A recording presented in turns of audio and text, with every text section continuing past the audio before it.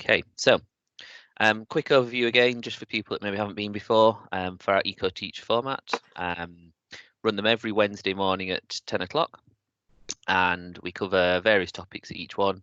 So a little bit of background about environmental education, and then we'll go into some details about our waste and recycling projects that we've got happening in Leicester.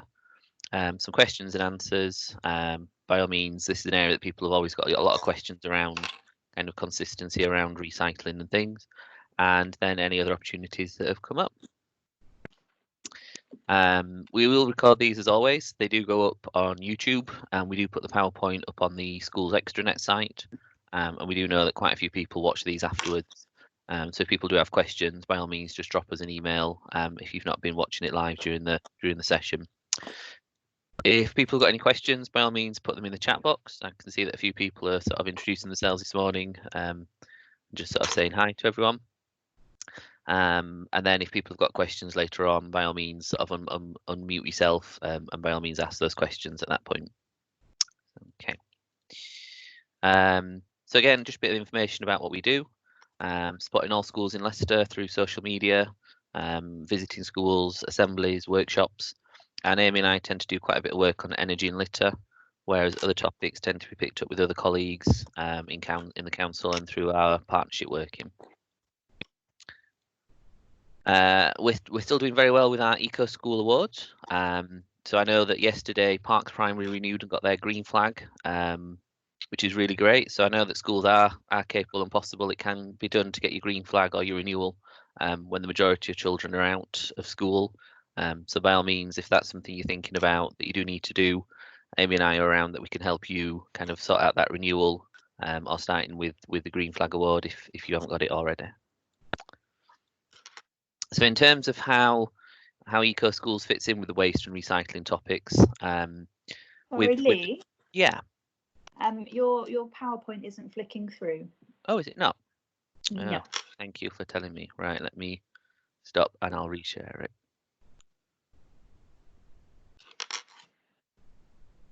Try that one again. That one.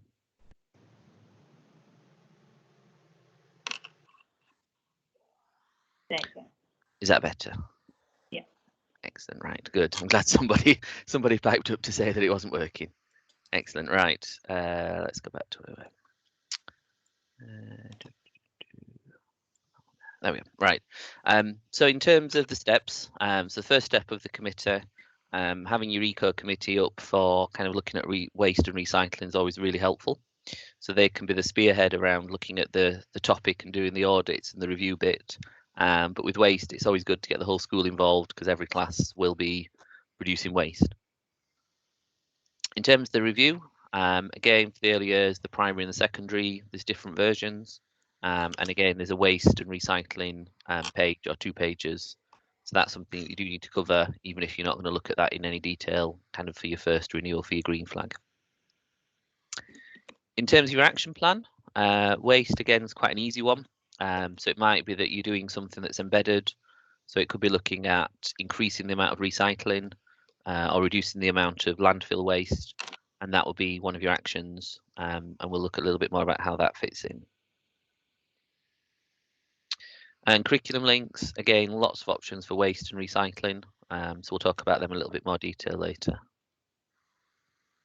And inform and involving, I think, is a really useful one for when you're looking at waste, because again, you're expecting the whole school to take this on board, not just maybe a small group of students that are sort of leading on this as a project. So it'll be a case of telling everyone, maybe an assembly, about what you're doing to do with recycling and the fact that you need everybody involved, not just the committee. Because we often find with these sort of topics that children are really keen to do things, but then they then find out that maybe the cleaners have put all the waste into one bin when they'd gone to all the effort of putting out separate recycling bins. So it is about making sure everybody in school knows that you're making these changes, right from cleaning staff to teaching staff to the head teacher. Because otherwise, a lot of these things fall apart, or people don't necessarily know that you've made the changes, and it's about making sure everyone's aware of what those are. And monitoring, evaluating, again, is quite a good one. So it might be a case of going around doing surveys and looking at things. It could be around weighing weight. So it might be that you look particularly at one sort of waste. So it could be batteries or it could be clothes. And those again are quite easy to either count or weigh. So that's something that is quite easy to measure. So you might just focus in on doing lots of things to do with waste and recycling, but you might just pick one thing that you're going to measure. So it could be food waste, or it could be the amount of pens that you recycle. So it doesn't have to be that you're monitoring everything in that topic, but maybe picking out key things that the children can have a bit more of an understanding around. And as always, just ensuring your eco code reflects that work around the waste and the recycling, in whatever format that might be. And again, just a reminder for the 10 eco school topics. So waste is one of these 10 topics, but again, you've got overlap with other areas. So it could be to do with school grounds, if you're doing composting, or it might be to do with littering. And then if you pick up the litter, then some of that could be recycled. So it's about looking again at how topics overlap with each other. So things to think about: whole school opportunities, always useful with waste. Informing everyone about the work, especially colleagues that are in school that might be emptying bins, that undo all the good work that's been put in. Lots of links to curriculum. Monitoring the impact. So again, it could be the weights, it could be counting, or it could be photos of before and after, if it's something that can't be measured. And again, just reflecting that in your eco code. So we've got a long list this morning, again, as always, of lots of different waste and recycling projects. So we're going to start off by looking at some of the more specific things to Leicester around how our recycling works and the ball mill, and how recycling happens in Leicester. So if you don't actually live in Leicester City, but you do work in Leicester School, it's useful to understand kind of what the children can do at home with parents, and perhaps how that reflects what's going on in school.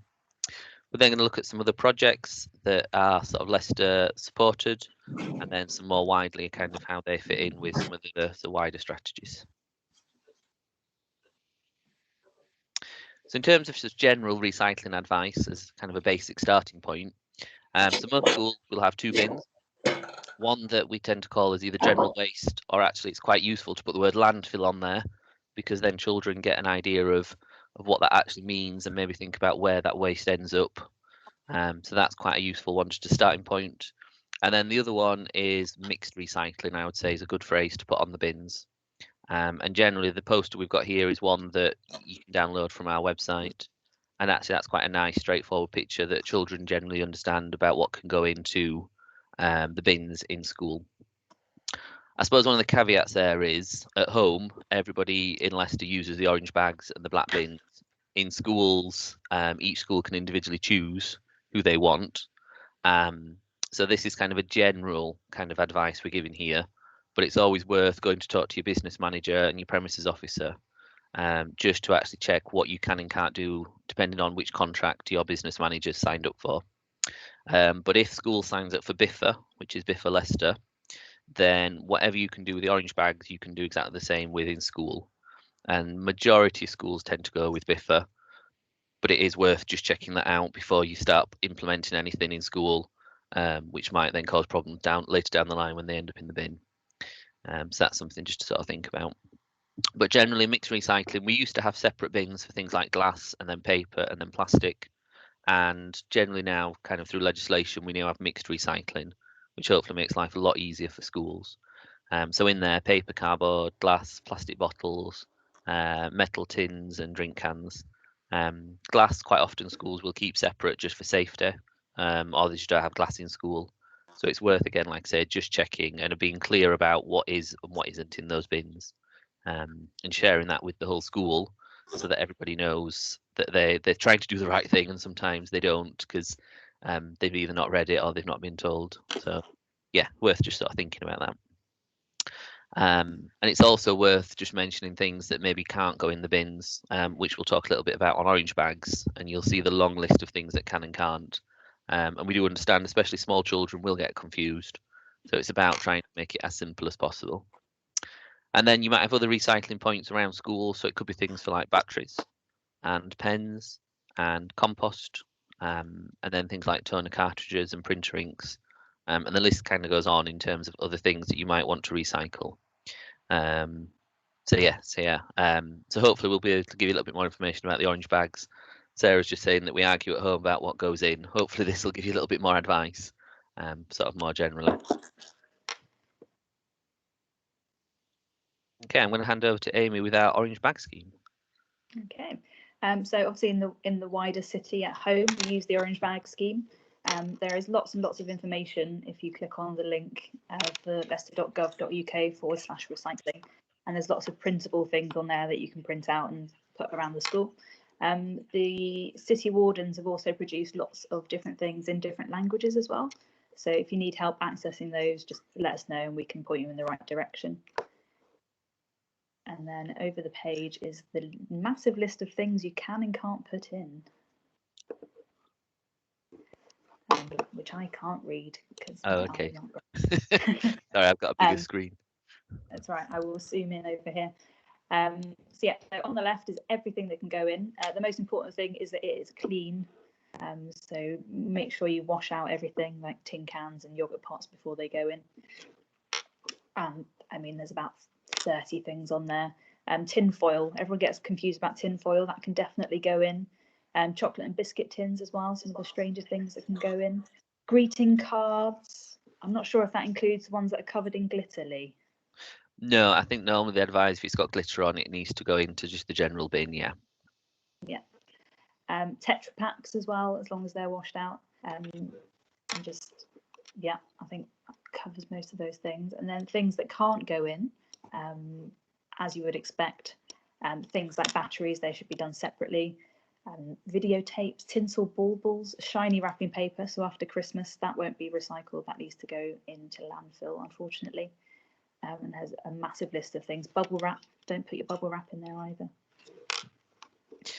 Yeah, generally it's obviously the lists are there, so you can have a look through. They're up on the website, on the Orange Bag Schemes website, if you're ever unsure. But generally, if it's a hard plastic, it's something that you can't sort of squish or bend or fold, will normally not be recyclable in the orange bags. But on that list, anything with a star can be recycled through our household waste recycling centres when they reopen. So things like saucepans and electrical wire, things like tiles and wood can be recycled there, just not through the orange bag scheme. So there's actually a very limited amount of things that cannot be recycled one way or another. And I suppose those things are things like nappies. And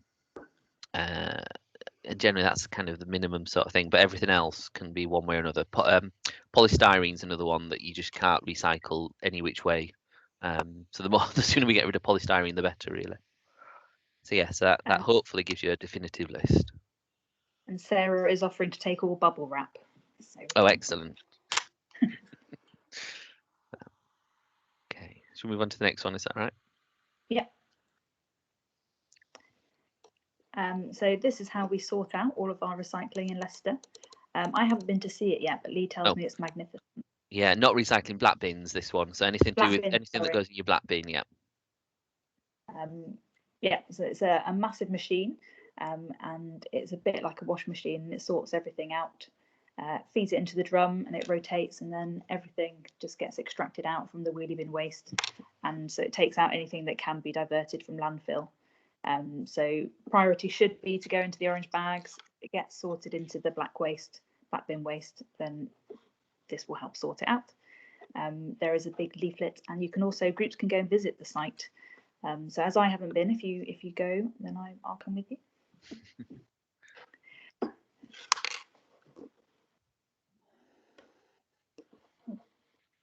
I think I'm a bit slow. Okay, and then yeah, there's some more information about the ball mill. So out of it comes 37% organic waste, most 5% metal and paper and plastics. So about 70% that goes in your wheelie bin can generally be diverted from landfill by this big washing machine type machine. And there's a contact there, Sophie Glover. So if you are interested in taking groups up, it sort of flips between secondary and primary, and kind of what's going on at the ball mill at certain times of the year. So it is worth just getting in touch with Sophie just to inquire that if you do want to take a group up, you can kind of find out a little bit more about the ball mill. If people are interested in going to look at a recycling centre, we don't have any in Leicester City or sort of within sort of the county that's easy to access generally. which are council owned, but we do have links with Case that do a lot of recycling of plastics, which is just into the counter. So if you're interested in taking a group of children to a recycling centre, that is an option. We've just not put the contact on there, but if you do want to, again, just get in touch with us and we can put you in touch with the right people around that as well.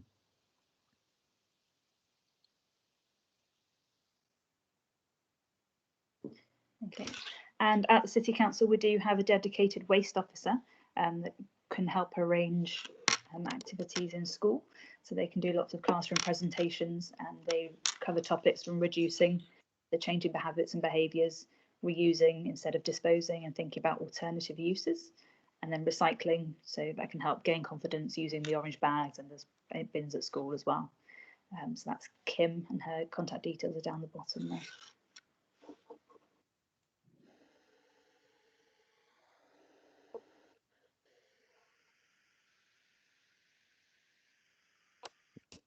Hopefully that's going to go on to Relove Our Stuff, which is the next one, Amy, I think, hopefully. Yes. So Relove Our Stuff is a project that comes from Eco Schools and Keep Britain Tidy, and it gives the pupils a chance to think about a project involving reusing clothes. So they get the chance to design a pop-up shop using second-hand clothes. They gather in the second-hand clothes from the school community, and then they can sell them on, not for a massive profit, obviously, but gives a good chance to reuse some clothes. That can obviously link into the curriculum via maths, English, science, art and design. So they get to set up their shop and design it, make signs and big placards saying swap shop, etc. And it gives them a real chance to use enterprising skills and leadership. Gives the school a good chance to raise money for school or for charity if they prefer, and prevent schools from going to landfill. Brilliant. And then, there's a resource down the bottom that you can click on. There's lots of information there about how to set up your own shop. And kind of just to follow that, we're also in the city looking at setting up a like a recycled clothes shop for school uniform.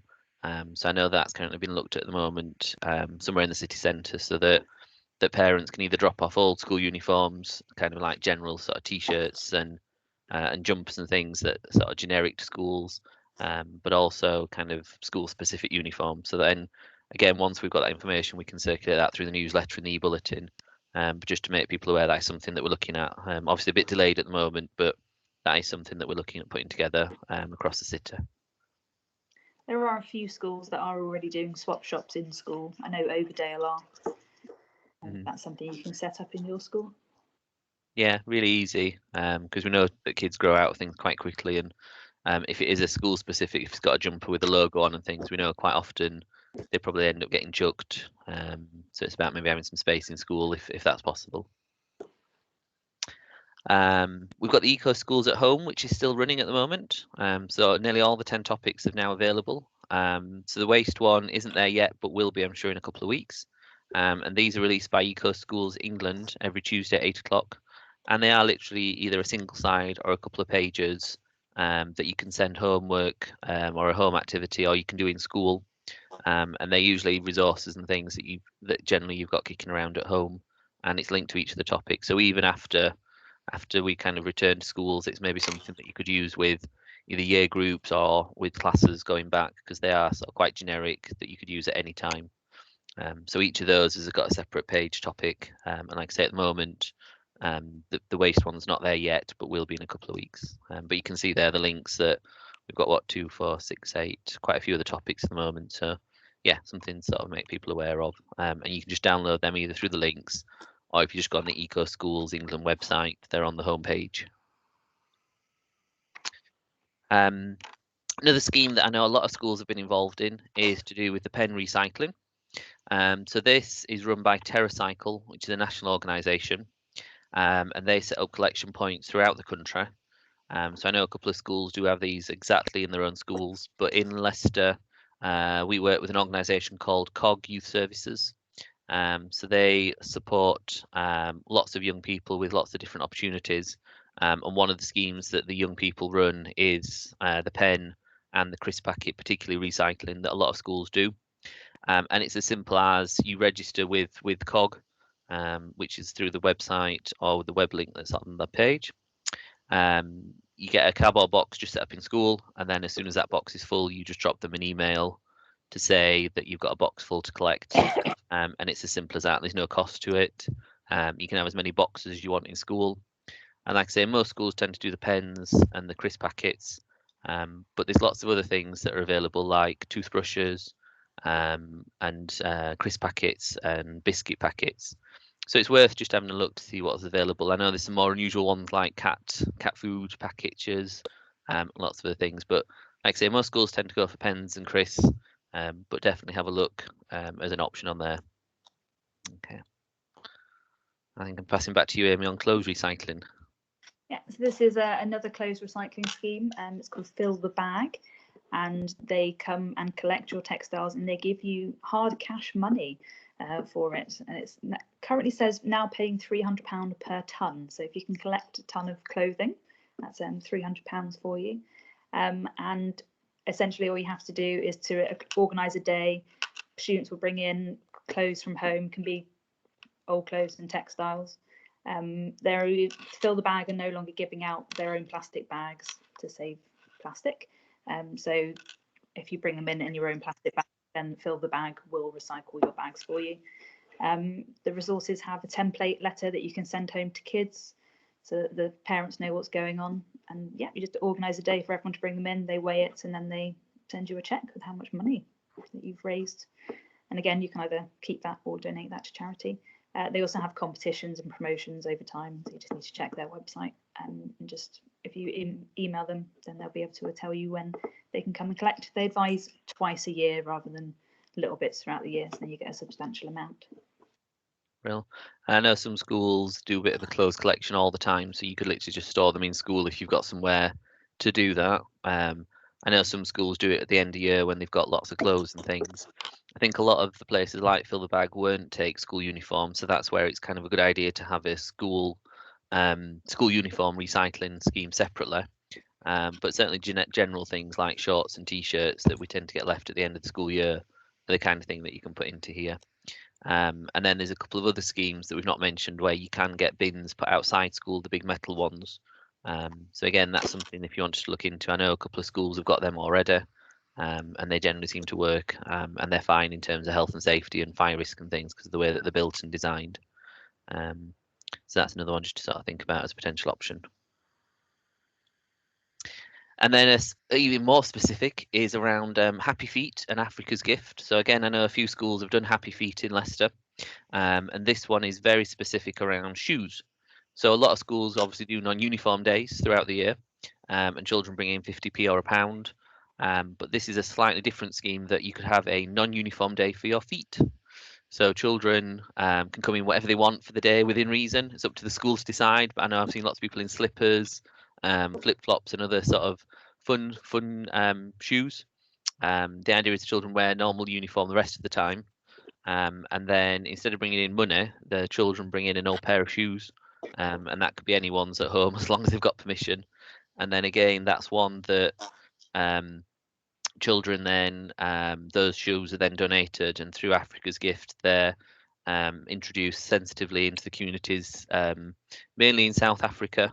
But there's a couple of other countries in sort of Southern Africa that Africa's Gift work with. And again, it's just a really good scheme of kind of that recycling that maybe some of us think our shoes are left and finished with, but I know other people really see that as a really positive to be able to access. So again, just go on their website, have a look, and again, they do collections certain days. But you can again have a collection in school. So I know places like Bridge Juniors have a couple of wheelie bins in school, and they fill up over time. And once they're full, then again they arrange just a collection, and that's maybe once or twice a year. So again, there's kind of a couple of options there themselves to think about. Batteries. So I know a few schools have done battery recycling. I certainly know that Sandfield Close have done this one. And this is run through Duracell or sponsored by Duracell and run through the National Schools Partnership. So each year they do a big battery collection or a big battery hunt. So you get a container in school to collect batteries, and the idea is that the children bring in batteries from home, and it's all linked to lots of different curriculum activities. But you can do battery collecting all year round. It doesn't have to be just in this scheme. And batteries you can take into supermarkets. So again, you might want to collect them in school and then take them and drop them off at the local supermarket. Lots of questions around, are they safe? Yep. So the batteries, they're put into the plastic tubs. And that's the same scheme that supermarkets and big shops use. So it's exactly the same system. And you do get a big battery cartridge that goes in reception. And I know, again, that's really useful because schools then can count how many things there are. I know that some schools have got issues with this one, and maybe in our Q&A that might be a useful thing. We could ask the people who are here kind of where they've either worked well or where there's been issues. So that's battery recycling, but again, you can do that all year round. And then composting. So anything to do with food waste is one that we actively encourage in schools. So it's about turning garden kitchen waste into basically organic compost. And there's lots of different ways of doing this in school. So it might be that you've got the little compost bins that you use. So we've got a couple of pictures here that some schools were decorating. And it's a mixture of green waste and brown waste. So we encourage schools to do composting, but actually do a little bit of reading in advance, kind of how composting works. And if you do want some advice, people like Sam from TCV and Lisa from Food for Life, who both work in the city, can certainly give you some advice about how to set up a compost bin and how to maintain it as much as anything. Because we do know there's lots of problems associated with them. So the first one is quite often they'll go slimy. Some advice there around kind of making sure you've got the right ratio of things in. Second one is flies. And again, just making sure they're covered up and you do mix things like shredded paper in. And I think the one that schools are most concerned about is getting things like rats and mice in school. And again, that's about just sort of maintaining the quality of your compost bin, making sure that it's enclosed and sealed as much as possible, and making sure you've got no cooked food in there. That's kind of a key thing. You can get hotbed composters, which you can put cooked food into. They tend to be a lot more expensive, but it's something potentially you might want to investigate. So generally, composting is usually quite cheap, if not free. And we do offer free compost bins to schools, which I've not put the link up actually, but I will do on the PowerPoint that we upload. But you can get a couple of compost bins for school if you've not already had through that scheme. And we'll put that web link up so people can have a look at that anyway. I'll pass you back, Amy, to Cool Milk. Yeah, sure. So Cool Milk are one of the milk suppliers for the city and providing free and subsidised milk. It used to be in the little small Tetra Packs, is that right, Lee? Yeah, that's it, yeah. Yeah. But the supplier is very far away, so they've been looking at other options to use in school. We did a little survey through schools in Leicester, and it was quite mixed actually, the different ideas that people had. What Cool Milk are currently offering is that they will supply milk in the large 2-litre bottles, plastic ones that can be easily recycled. There was an option to have glass bottles, but the safety questions came up about that. And they will supply plastic beakers that can be reused in school once they've been washed out. So that is an option that they are currently offering. If you'd like to take that up, get in touch with Cool Milk and they'll be able to help you out. We can certainly point you in the right direction if you need any help with that. Yeah, I know a couple of schools that have already done it. So like Overdale Infants have done this with all their children. And for some schools it works really well because you've either got sinks in every classroom so you can wash things up. But we do appreciate in some schools, if you haven't got a sink in the classroom, or if you've got 300 children that all need cups, it does become a bit more of a complication system. But it is worth kind of bringing it up with staff in school, because actually if there's enough people that are really keen, you will find a way. And as long as they're washed kind of every day by hand, that's absolutely fine. I know some schools wash them or rinse them every day and they go in the dishwasher on a Friday, and that's absolutely fine, just like any other cups that the children maybe drink out of water and things. So that's something else just to maybe think about, because it does get away with the need for a straw, which is the one that we know a lot of children had managed to do, and then unfortunately the Tetra Packs came back. So yeah, something just to sort of have a think about.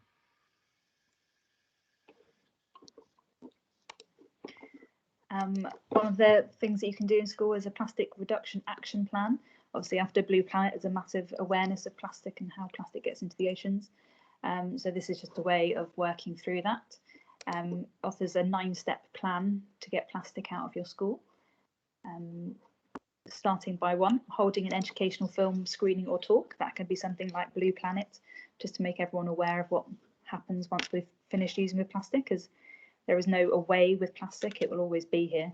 So we need to think about ways that we can repurpose it and keep it out of the environment.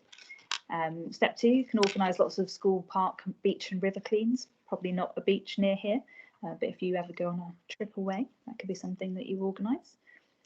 Stop selling plastic bottles and encourage reusables instead. I think a lot of schools in Leicester are already doing that anyway. But yeah, with some in the canteens, you can stop selling plastic bottles. Step 4, encouraging less plastic in lunch boxes. So making parents aware at home, sending a letter home just to let them know that they don't want single-use plastic in school. I'm not sure what things that would cover really. Do yogurt pots count as single-use plastic?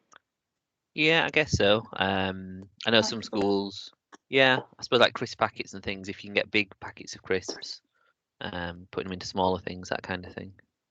Yeah. So moving on to step 5 is looking at it in a bigger scale, so getting the canteen involved and choosing reusables for the canteen and schools events rather than disposable cutlery and plates and things. And then involving the kids and sort of start pressuring the suppliers, get them to write letters to the suppliers so that deliveries are plastic free. And again, catering options as well. So the catering suppliers that you use, getting them to use reusable plastic rather than single use. When you're doing all of this, make sure you're not using the laminator and choose plastic free displays. And then it's important to share your successes and let other schools know what you're doing as well. And let us know, that'd be great. Yeah, absolutely. Anything for our e-bulletin or our newsletters, we're always really sort of thankful for schools if they want to submit things, because we know we write a lot of it, and it's always nice for people to see what other schools are doing. So I know one of our schools basically didn't ban laminating, but basically said unless it was something that was going to be used more than 10 times, don't laminate it. So all their display work went onto slightly thicker paper onto card, which looked just as good up on the walls after a year. So it is worth kind of having some of those conversations and just getting people to think maybe a little bit differently, which I know is a challenge sometimes. But certainly the laminating one is quite a good one, especially now with corridors. A lot of displays are now covered in plastic. They've got the fireproof covers on. Actually, you don't need the laminating quite as much as maybe some of the displays used to need. So yeah, lots of things to get people to think about on there.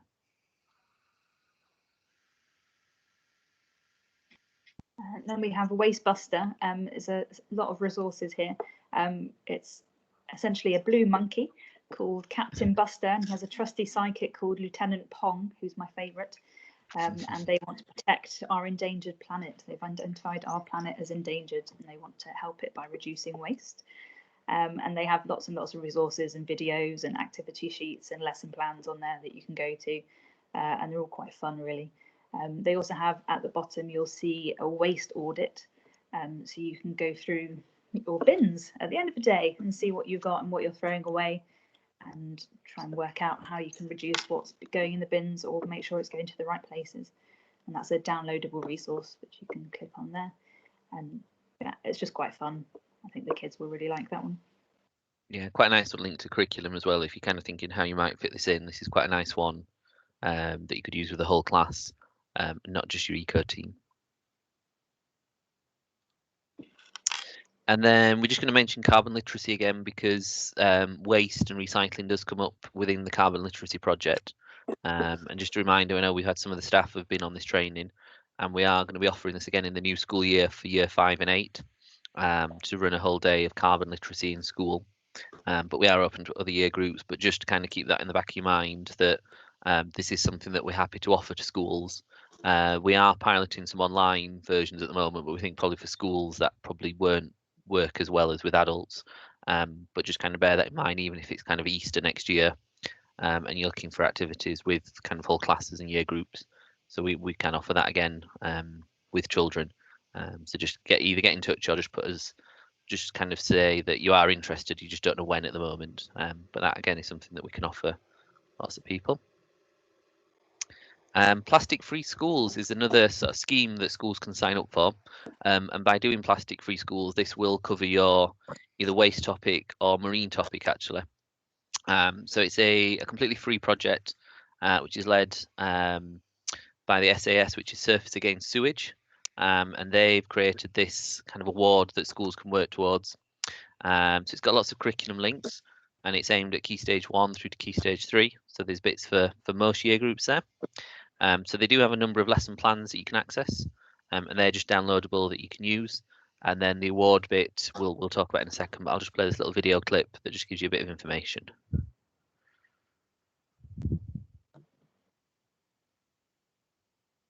The axis of the Earth is an imaginary line on which the Earth rotates. The two poles, both the axis and the Earth, are tilted at an angle of 23.5 degrees during a revolution.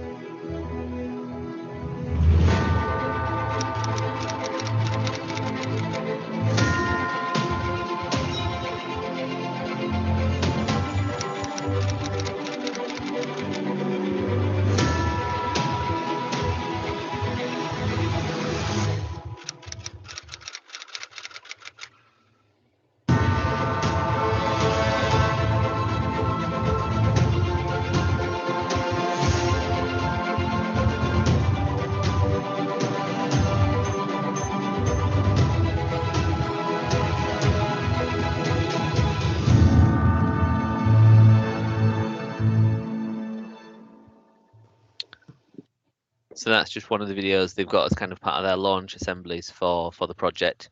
But in essence, there's 5 objectives to achieve the award. So I think quite straightforward. We've had a number of schools that are working on this, and we'd be really keen to get some schools to pass this award. This would be great to kind of do as a bit of a news story. But the first one, and again, it links very nicely with eco schools. So the first step is having an action plan of what you want to achieve. And review what you're currently doing. So exactly like eco schools as one of their steps. You then create a trash mob, which is a bit like your eco team. So they're the ones that are going to lead on this project. So it could be your eco team that do this, or it could be another group of students. It might be a whole class. They then challenge government. So they've got various letters that they can write to MPs, to our councillors, to basically ask what is happening with plastic and reducing waste and what should be happening. So there's some examples in there, and we can help you put in touch with contacts with local MPs and with councillors if you're struggling to find out who they might be. Objective 4 is then that they challenge industry. So they then look at where plastic is being used in school, or it might be in the shops. So they might write to local businesses, supermarkets, and it could even be that they write to places like Cool Milk to say what they want more information about how things are done. And usually, most of the time, businesses will write back. It's quite a nice thing for students to get letters back from businesses. And then the final objective is challenging themselves. So the idea is that you target to reduce 3 single-use plastic things in school and 3 single-use plastic things at home. And then the idea is that they go around this as a whole sort of challenge. And then within the trash mob area, they look at litter picking within school as well. So you can see how it overlaps with a lot of the eco school work. Whether it's kind of the monitoring, it's the communicating, the informing. So you can see a lot of the steps in here overlap with eco schools really nicely. So if you did this as a project, it would certainly cover the marine topic and certainly cover the waste topic, depending which way you're sort of focusing on that. So again, it's a really good opportunity to receive this. So you do get sort of accreditation for being a plastic-free school, but we do understand you're never going to be completely plastic-free. So it's about reducing those single-use plastics as much as possible and looking at where you do have plastic, being able to reuse that as much as possible. And if not, then ultimately that it can be recycled.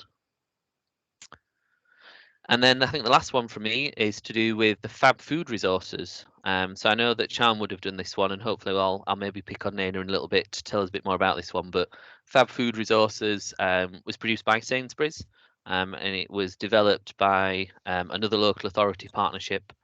So it's very much looking at school children about reducing food waste. So there's 4 steps to it. So the first one is doing a waste audit to see where food is wasted. So that could be in classrooms, in the kitchen, dining room, staff room, playground. And they do some monitoring around that. They then come up with their own action plan of what they're going to do. They then look at doing a food awareness week. So that's about the informing and involving. So it could be assemblies, it could be doing things in classrooms, could be doing things at home. And then they do another audit to see if it's made any difference. So they analyse perhaps how much food waste there was in the dining room. So I know at Charnwood they were looking at food waste on different days and discovered certain days there was a lot more food waste. And then they looked at why that was, and it was certain foods that either the children didn't like. And then the action from that was that then they were looking at swapping them to other things within reason that were still sort of the equivalent. So rather than maybe having rice, have potatoes, or rather than having sort of potatoes, have maybe a bread. So it was about looking at kind of within each food group what they might want to swap. So it wasn't just a case of getting rid of rice and bringing in chips. So it was looking at lots of different options. So again, that's a full resource pack that you can download. And we've had a couple of schools that have worked on this that have seen it as being quite successful. And I'll hand you back to Amy.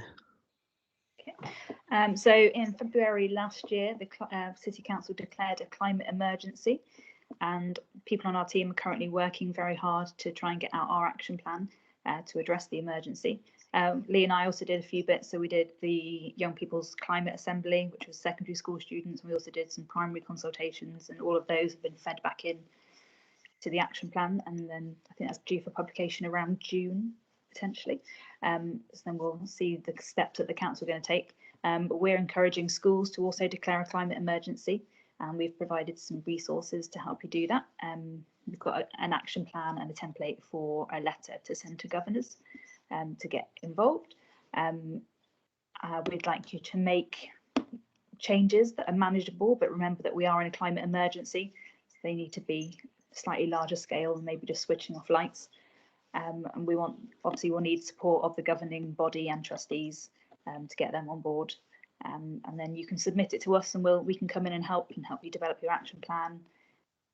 And yeah, that's what no one has yet declared. So there's always going to be the prestige of being the first school that declares. Yes, absolutely. And we know that governors and trustees are still meeting at the moment, although it isn't business as usual. This could be a good opportunity that this might be something that could be sent to governors to have a think about while maybe the schools are not open fully, to maybe consider about once schools do reopen, how we may do some of these actions. So yeah. And then other opportunities, I'll pass you back to Amy.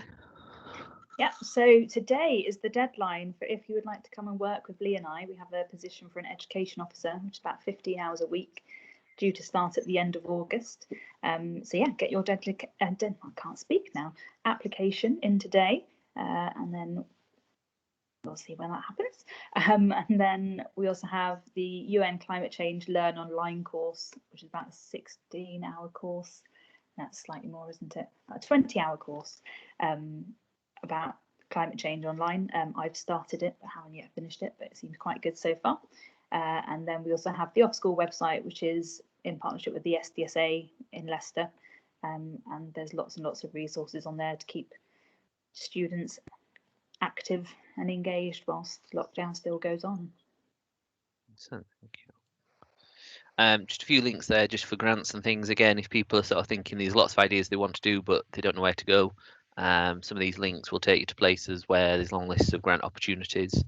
And that's something that we can help and advise with as well, where schools have been successful or where you've got some ideas you might want to develop further. So that's something else you can do. And then we'll go on to questions and answers, if that's all right with people. So there's been quite a lot of talk in the chat room, which has been great. So we'll pick through some of those if that's okay. If people do want to unmute themselves, by all means, sort of come back with any comments and things. But if we start kind of at the top, I'm just working my way through. So Sarah's saying we seem to have got new bins recently, cardboard and general waste. I think it depends which company it is, Sarah, I guess. By all means, if you want to take some pictures and send them to us, we can have a look into that. Sometimes the bins are labelled with old labels, and people just assume that's what it says. So I know I went to a school. They're nice, shiny new bins. Okay. Unfortunately, Kieran's buggered off home, so I can't ask him today. Right.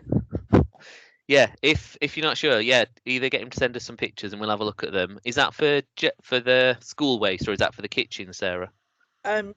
Basically, the old bins have been pulled out of the cage, and new bins have been put into the recycling cage. And like I say, they're brand new, very shiny, but they say cardboard on one or two of them, and just general waste on the other. There isn't a plastic one. There isn't a mixed one.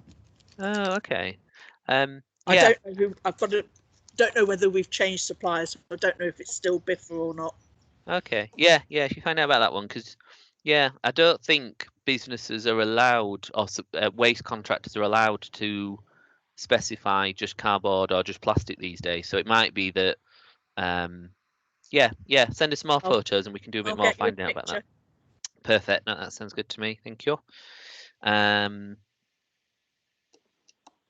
And then the next one was around Sarah. The other Sarah was saying only tinfoil that was wrapping. Washing it would be impossible. Bubble wrap can come my way if it isn't popped already.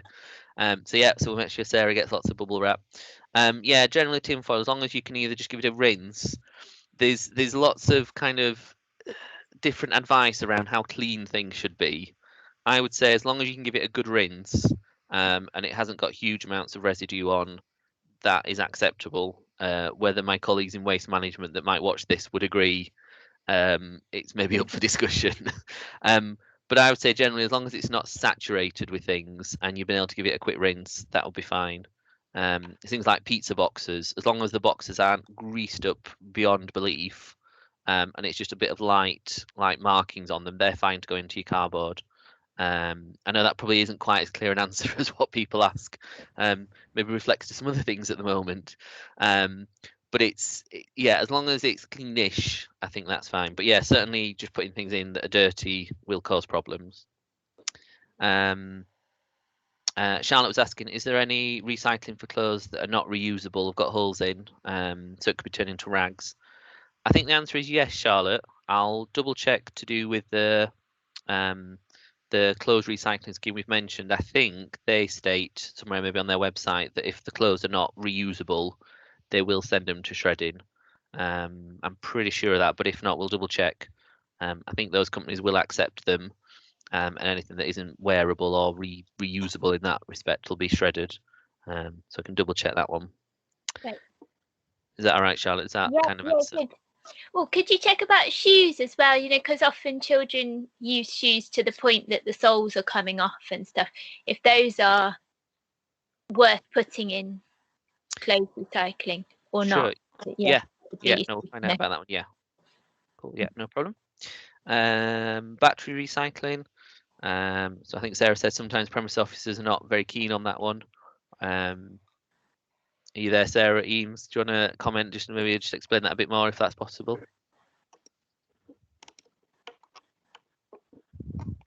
Sarah Eames there. Trying. It's just that they don't like the idea because there is a chance that if you put batteries in, it can cause a sort of like spike, and they're worried about it actually causing a fire. And that's one of the key things that they like about it. And you haven't got a chance every time to keep checking the new ones that are put in each time. So yeah, they didn't like, or she doesn't like it. We've still got it, but she doesn't like it being there. Okay. Yeah, it might be worth if we get some guidance, because I know all the supermarkets have got these in their sort of entrances and places. So it'd be interesting if we could find out how, if it has ever happened that they do sort of fuse themselves and have ever caused a fire, because I think if it did it once, they probably wouldn't have them in supermarkets. But yeah, that's something we can find out a bit more about. So if people do get questioned on that, certainly my last school, we had one for about 5 or 6 years and we didn't have any problems. But I guess if there is that perceived risk there, then it's something we need to maybe ask about, and we can check that with Duracell and what they maybe do. So yeah, no, absolutely. Yeah, the beakers for cool milk. So I don't know if you can see on the pictures. Let me just go back to it. Yeah, you probably can't see on, well, you can't see on those pictures, but they do have a little line on them to show you how much the equivalent of one of the little bottles are, so you don't then either get carried away by giving kids too much and running out. But yeah, you can't see on those pictures, but on the opposite side there is a white line across the beaker itself. I think the beakers are deliberately oversized, so it stops them if the kids are walking around, that if there's a bit of splashage, that's not a word, spillage. I don't know, I'm making up words today.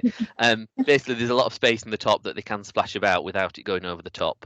So they are oversized, I think, probably deliberately for that reason. So that's that one. And is it more expensive? No, it's the same price as the Tetra Packs. So they provide you the cups for free at the start. And then the milk's the same cost. So if it's the ones for the Key Stage 1 children, that's free. Not Key Stage 1, the younger children, if it's free, it'll still be free. There's no additional cost to that. And Cool Milk have sort of committed to doing that. So it's about just saying how many children you've got. I guess what you might need to do maybe long term, and I don't know if it's something Cool Milk would be able to do, is if you knew that you were going to lose some cups along the way, you may have to buy a few extras at some point. But I think that would be the only potential cost. But again, it might be something that you could discuss with Cool Milk about once a year, topping them up if you do lose some or some get damaged. I'm sure that's something that could help, because I guess for them, the long term, it probably is cheaper to provide the big bottles than lots of little ones, because of the amount of plastic that's there. There is obviously a cost with that. Yeah. So yeah, no cost difference at all. Great. The climate emergency paperwork will have gone out to the schools through the extranet, but again, it's something we're going to send again and keep reminding schools that it's available and it's there. I don't think we did send it to governors actually, and that's something we're going to do. The idea was to do it, and then obviously coronavirus got in the way, so we will send it out through governor services again, so that governors kind of are aware of this, the document. But yeah, we'll keep pushing that. That's one of our targets in our climate emergency action plan, around monitoring how many schools declare emergencies. So it won't be something that will disappear. Do you want individuals in schools to push it in their schools, or is it better that it comes from you at the moment? No, we're very keen on if individuals can, Charlotte. Yeah. Okay. Yeah. So the more that is the document, how would I introduce it? Could you send a document, or could I use the way you have introduced it, the email that you've written to governors, just so that they don't say something that isn't what the council can, is happy with? And no, that's all right. Yeah, that would be great.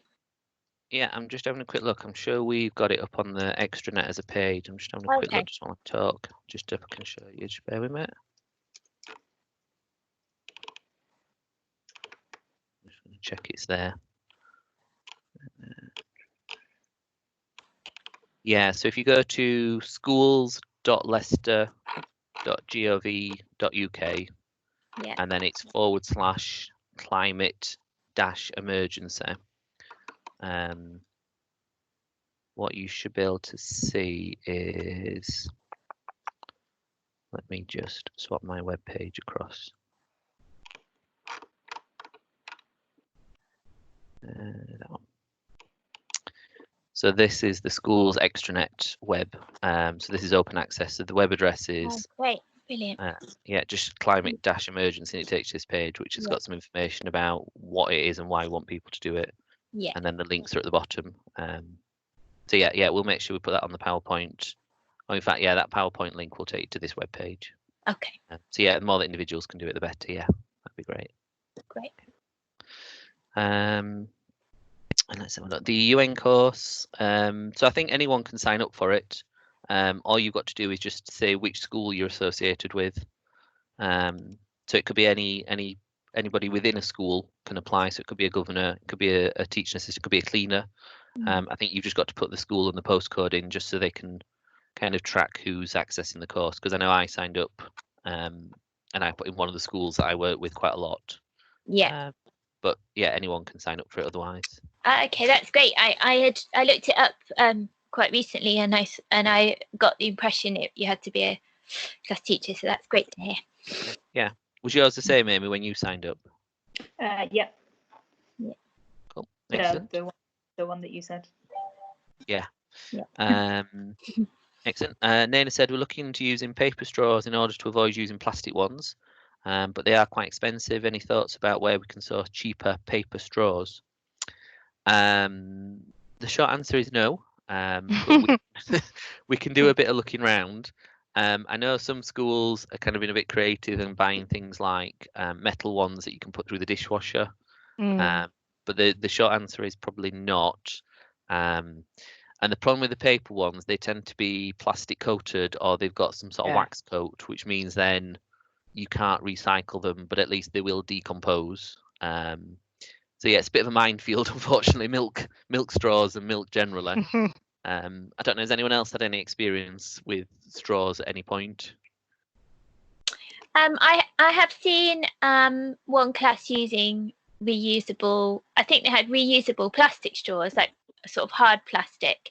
I did feel she was okay with it, but I've asked about it with other class teachers, and people feel anxious about how clean you can actually get a straw. You know, like down, especially if they've got a bent bit, you know, if there's little traces of milk stuff. And I think it's a little bit of squeamishness, but also we don't know if it is. So yeah, that's what I've seen. I think in the end, I just think maybe we just need to let go of the idea of straws. And just use our mouths. But I know the kids like it, and it makes it a bit cleaner. Like they don't spill it as much, especially the little ones with straws. So I do understand why people are still attached to straws for little ones. I don't understand why adults have to use straws. I find that a bit ridiculous. Yeah, the Tetra Packs caused kind of the problem. I suppose there's not a lot you can do about them, but because when we had the little plastic bottles, you could drink out them easier. The Tetra Packs are a bit more complex. We are kind of bottles. You could see how much was left, so that you didn't get spilt over yourself when you're trying to rinse them all out. Yeah. I know, Amy, you did a bit of research of different straws at one point, didn't you? Yeah, there's on the Cool Milk website, they've got a lot of straw options, from paper straws, compostable straws, and it tells you all of the options. Bioplastic straws made from corn, pasta straws, and actual straws. Not good for gluten intolerance, but those options are there. Yeah, they seem to value reusable straws, but you can get bamboo ones as well. I'm not sure what the hygiene issue is with those. But yeah, there's a little section on the website if you want to take a look at that, about all the straw options available. Yeah, I mean, it might be that things change again in the future, because at the moment the Tetra Packs are, because they can't be, the bottles can't be produced locally. So the benefits of getting the plastic bottles mean they end up coming from like Manchester or a lot further away. So yeah, but it might change with suppliers over time. So we'll obviously keep people updated if we see anything change. I can see Sarah's got lots of what look like straws in her hand. Yeah. Thank you. That's all right. They're wheat ones. So again, I don't know, because we've got a gluten intolerant person. So I don't know whether they've used them or not, but. Okay. Yeah, we'll do a bit more research and update, because I know Amy did a bit of a spreadsheet. But again, things change over time and things, so we can always have a look at that again for people. Definitely.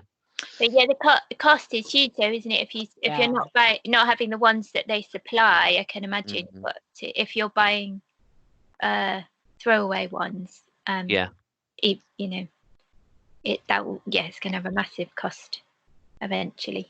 Yeah, I think that is the prohibitive bit at the moment. It's just how much they cost. But we'll keep doing some digging for that. Yeah. And I think that was all the questions on the chat box, I think. Has anyone got any other sort of questions? I'm just conscious it is 11 o'clock, but if anyone's got any other questions about sort of waste or recycling that we've not answered, or if there's any questions, we're happy to go away and do a bit more thinking for people. No, I think you've covered everything. Excellent. Thank you. That's all right. So we'll just wrap up with kind of what's happening next time. So next week we've got the transport topic, and that's Danny, who does a lot of work with air quality education, and has got a lot of links with Living Streets and Sustrans. And then we've got a colleague from Living Streets. So Katie's not in work at the moment, but someone else from Living Streets will present kind of what they do with Walk to School and some of the transition for secondary. And then a couple of other colleagues are going to come from our cycling and walking team to talk about closed streets and about once more children come back into school, there's an option of us looking at closing streets off early mornings and afternoons. So Sally wants to come and talk to people about how that might work and some advice around looking at closing off streets in the morning to give you more space. So that's next week. But I think that's everything for today then. So thank you very much, everyone. We'll make sure this goes up on YouTube. So if you've got colleagues that are interested and you want to show them any things, we'll put them up this afternoon. And I think that's it for us for now. Have I missed anything, Amy? Nope, just our social media bits. So that's all the ways you can get in contact with us. And I saw that Sarah said that she's been using our litter videos for a project, so we'll have to take a look at that. I've not seen that yet. Excellent. But they're all up on YouTube. If you're not already signed up to the Eco Schools newsletter, use that address down there and let us know if you want to be added. And that's pretty much it. Yeah, brilliant. We'll hopefully see some of you next week, but have a good rest of the week, everyone. Thank you. Thank you very much. Thank Thanks. you. Bye. Bye. Bye. Bye.